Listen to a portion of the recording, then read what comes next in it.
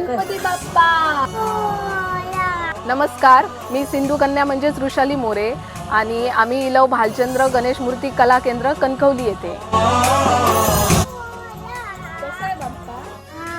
तर आज मी आली आहे मराठा मंडळ कणकवली येथे. या ठिकाणी भालचंद्र गणेश मूर्ती कला केंद्र कणकवली यांच्यातर्फे गणेश मूर्तींचे भव्य प्रदर्शन व विक्री सुरू आहे. या ठिकाणी विविध रंगाच्या सुंदर व आकर्षक रंगाच्या आणि सुबक मूर्तिकाम असलेल्या या गणपती बाप्पाच्या मूर्त्या तुमची अगदी आतुरतेने वाट बघत आहेत.